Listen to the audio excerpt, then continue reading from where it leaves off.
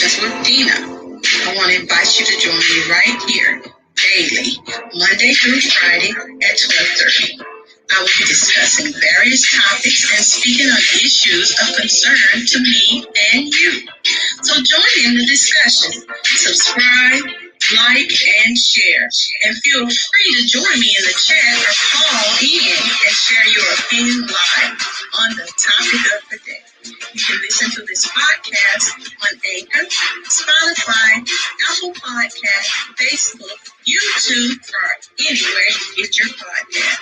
So set your schedule and meet me here Monday through Friday at 12:30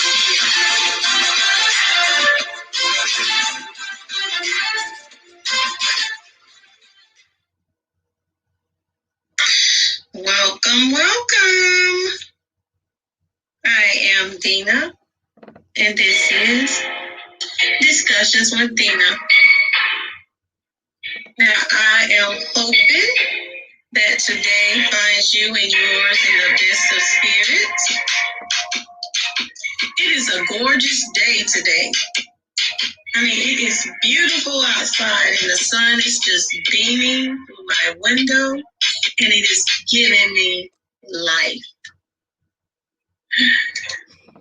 Now, I want everybody that is experiencing this day as well to get out and enjoy some of this sun. I don't know how much longer we'll have it, but I'm going to enjoy it. And I invite you to do the same thing. Now, I want you to know that you can join me here daily, Monday through Friday at 12:30. So subscribe, like, share, and or comment. I am always interested in hearing others' opinions on various topics. So be sure to share them with me. Now today, I have been watching and noticing there are a lot of reports on there being a possible lockdown that's coming soon. And in some areas, they're already on lockdown because there are more than 10.6 million confirmed cases of COVID in the United States. And they have contributed 244,000 American deaths to COVID-19. So I've seen that there are more than 161,000 new cases that have been reported in the U.S. as of Thursday. So this is serious. In California and in Texas, it has already surpassed 1 million cases. And I was looking at some news footage, and I noticed that they were speaking to officials in Wisconsin, and they have reported 7,500 new cases. And they're saying that this is in a week, and this is more than there was in the last 6 months combined. So that's pretty amazing. And now the doctors and hospital officials are saying that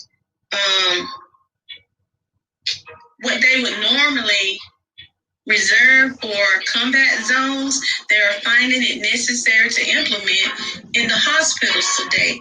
That means that they're making decisions on life and death, who lived and who died. So who's going to get the treatment? They're having to determine that themselves. So they're actually making decisions on who will get ventilators or life-saving medical care and who is simply going to be allowed to just die or suffer.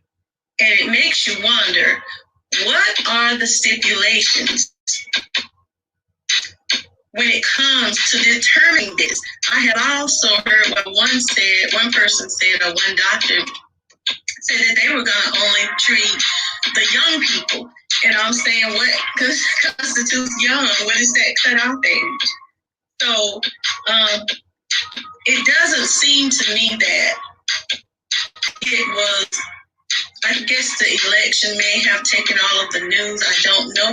But it seems that this COVID-19 has really been accelerated after the election.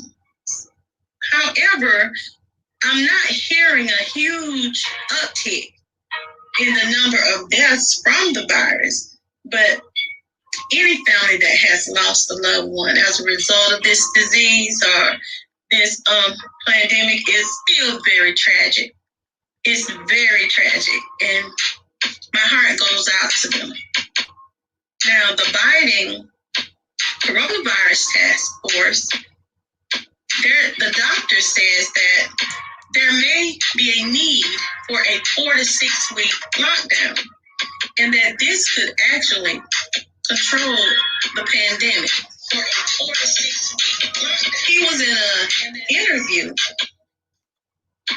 on Yahoo, and his name is Michael Osterholm, Dr. Michael Osterholm, and he's the director of the Center of Infectious Disease Research and Policy at the University of Minnesota. And he has stressed that the country is in a position to pay its workers to stay home, which is an excellent idea. You want people to stay home, give them some kind of comfort where they can at least be able to take care of themselves and not have to struggle and worry while they stay home in an effort to get the pandemic under control. So Dr. Osterheim said that we could pay for a package right now to cover all of the lost wages for individual workers or losses to small companies, to medium-sized companies or cities, states, or governments. He said we could do all of that. And if that was done, he said that we could lock down for 4 to 6 weeks and it could drive the numbers down. He also stated that other nations that had done this effectively, that they are at this time, they're in a better position than the United States is under these same numbers or conditions. So what he's saying is there are some regions that are actually reopening, but he feels as if the United States they reopened too quickly, and that he had already predicted, which I'm not a scientist, but I predicted that, or a doctor, that opening too soon has contributed to some of the numbers that we see, the uptick. Now, the number of hospitalizations is already, he said, is already pushing the hospital staff to the brink. And he used El Paso, Texas, as an example of a city that had to bring in overflow hospital beds and that it had to up its mobile morgues. And it went from 3 to 4 and then to 10 this week alone. So on Wednesday, he said a total of more than 1,000 hospitalized patients. This is what there was. So now it's considered to be a border town. And now they have more COVID-19 patients requiring hospitalizations than most any other state. That is amazing. Especially since they're saying that Texas and California, they went over 1 million cases. They're now over 1 million cases.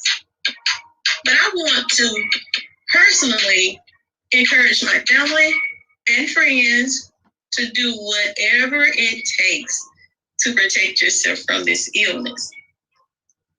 Now, I know there are many interactions that may not be avoidable, but I encourage you to do what you can to prevent contamination. And that's whether or not you believe it is legitimate, whether or not you believe it is manufactured. I want to encourage you to be cautious and prevent yourself from getting it by any means necessary. If you take some precautions, we can try something. We don't know everything about it, but the only thing you have to lose is your life. So protect yourself. If that means eating well, changing some of your habits, then do so. It's always better to be safe than sorry. So I want to encourage you, and I want you to be encouraged and inspire you to do whatever you can to protect yourself and your family, because I want to see you live and strive. Now, in the midst of this pandemic, many of us are having to homeschool our children for the first time, as at least we think it's the first time. And I want to just remind you, wonderful parents that you are and would like to be, that this is not necessarily a bad thing. It's something that was normal for centuries that has been, it's changed, so we think it's awkward. But you're always, if you're a parent, you're really always in teacher mode. Now, I don't look at it as a bad thing, as I've said before. I believe in homeschooling. I actually homeschooled mine, and I would encourage you to make sure that there is a good environment that you've set up for your children or your child in your home. That's very important. But I believe this is the perfect opportunity for our children in particular. Now, I homeschooled and I actually enjoyed it. So I just wanted to share and encourage you and just offer some words of encouragement to the parents out there or the caregivers who may be at home with your children, because we often second guess ourselves when it comes to doing things like this, but we are well equipped for this. Sometimes you just gotta tap into it and use others around you to help motivate you and encourage you. It should be something that we do anyway. It's the kind of thing that I think our community should be doing anyway. But first of all, I want you to understand that it is not necessary to have a degree to teach your own children. However, it is important that you know that what you are educating, you got to know what you are educating them on. What I mean is, once you understand, it's really not difficult. We put too much pressure on ourselves based on what society has told us is normal and acceptable when it comes to education. Education is simply a guide for people to keep and maintain a civilized life or society. So education is just simply meant to civilize you. And civilize means simply to develop out of a primitive state and to bring to an advanced state of mind, behavior, or culture. So keep this in mind if you're serious about educating your little ones. You have to have and understand what is your idea of advanced culture and behavior. It can be a wonderful opportunity to inform and educate those little beautiful children of yours, and you can do it and encourage positivity within them. So don't be overwhelmed by, sometimes we get overwhelmed. It's too much.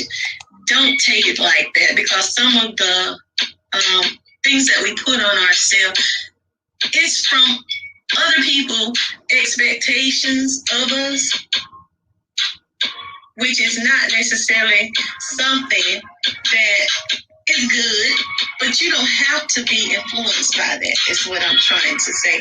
So when you are serious about teaching your children, just take your time and be yourself. And there are a lot of online classes that are really helpful if you are in fact homeschooling your children. There are online classes that are there to aid you, and it's an opportunity to monitor what is being taught to your children or your child. So take advantage of it. You got to be observing. Now, we tend to become assimilated when we often attend classes in school. So this is a good opportunity to change that dynamic. The important thing is consistency and disciplining yourself as well as your child or children when it comes to scheduling and interacting, because you are actually teaching your children, as I said, naturally every day. Because they are just like little copy machines. They mimic you. They mimic what you do. So you simply need the heart and the mind to do it. And keeping good and accurate records of their progress. That's a good thing. So you have to keep up with what you are instructing them on. So just write it down and make sure they have accomplished whatever task as far as book learning. Because the mother is the first teacher, so the parents are the biggest and the most influential, for the most part, when it comes to your children. So you're already teaching them. So what you're doing is just doing it consciously now when it comes to the book part of it. But you have others that are willing and able to assist you in that area too. You simply need the will and construct a comfortable environment in your home to educate them. Make it fun and enjoy yourself. Children respond better when they feel comfortable and relaxed. I don't mean to the point where they're lazy, but enough to make them excited or encouraged to share what they have learned from your daily sessions. Because true learning and teaching occurs when you put the books down. So I think teaching our own should be the order of the day for all Black people. It changes our perspective and it encourages acceptance of yourself and your kind. And the education that we need is that knowledge which creates the power to accomplish and make progress in the good things or righteous things we need as a group and as a society. Now, so education is lifelong. It is a lifelong process. It is a good idea to interact with others who may be educating or taking classes online. You can also, it can serve as a way to socialize, and you get to monitor your children during this pandemic, and be sure to take them outside to let them play. Just frolic and enjoy. You got to set aside free time for them to just be children. So these are just a couple of encouragement for you and yours during this time. Now, I want to know what you think about this topic of conversation. You can subscribe, like, share, and comment. And if you have a view or would like to speak on a particular topic, feel free to email me at discussionswithdena@gmail.com. I am always welcoming your comments. And I want you to join me here Monday through Friday at 12:30 p.m. That's starting Monday. And we can have some good conversation about whatever topic is of concern to me first. And I welcome yours. Now, I want to thank you for listening, and I will see you next time on Discussions with Dena.